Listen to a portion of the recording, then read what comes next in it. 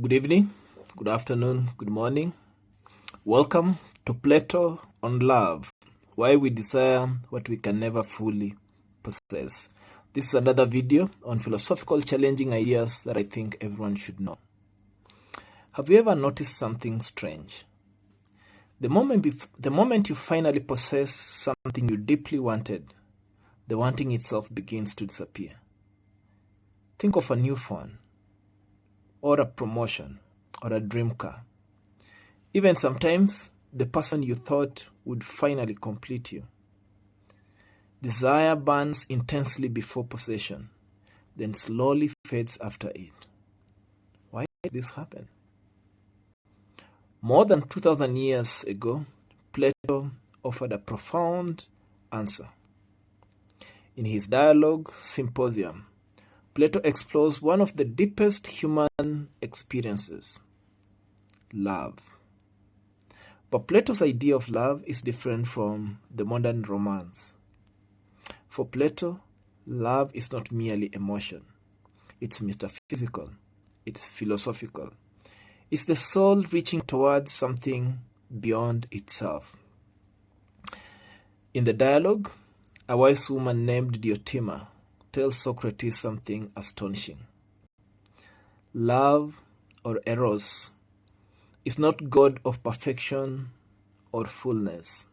Love exists between poverty and abundance, between emptiness and fulfillment, between holding what you want and losing it, between holding it and freeing it. But why? It's because love is a desire itself, and desire contains a paradox. You only desire what you do not fully possess. If you completely possessed beauty, completely possessed goodness, completely possessed the beloved, the longing will disappear. And if longing disappears, then love itself disappears or changes. This is why Plato believes human beings love so intensely.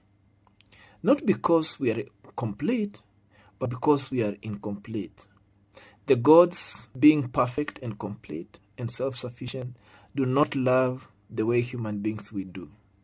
They already possess everything. But human beings, we are different. We ache, we pursue, we yearn, we long.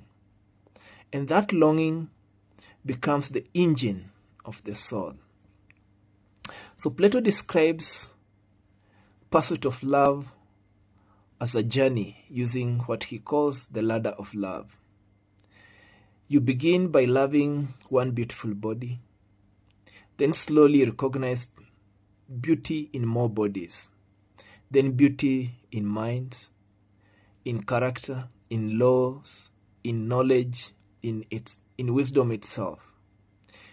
Each stage on the ladder pulls you, or pulls the soul upwards. But notice something important.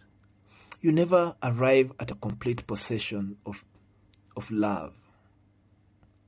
At the highest level, the lover catches a glimpse of what Plato calls the form of beauty, or the theory of forms. Here, you experience perfect beauty, unchanging beauty, eternal beauty. But even then, you do not own that beauty. You contemplate it, you move toward it, you yearn for it, but you never really get there. And suddenly, Plato's idea becomes much bigger than romance. Philosophy itself becomes erotic. The word philosophy means love of wisdom. Not possession of wisdom, but love of wisdom.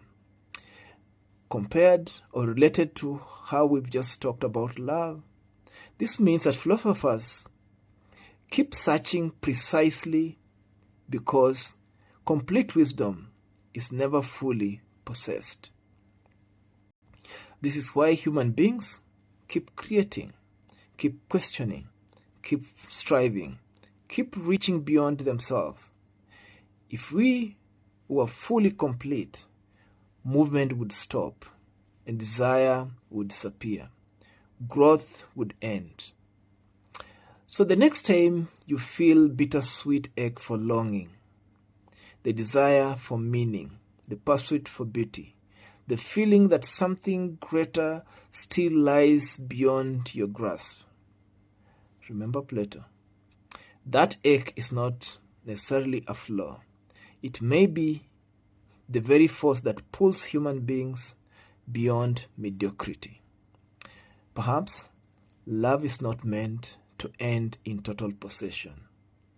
Perhaps love exists precisely to keep the soul moving towards what is higher. Love that cannot be fully possessed may not be a tragedy at all.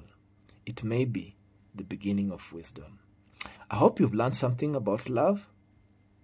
This was another video of philosophical challenging ideas I think everyone should know.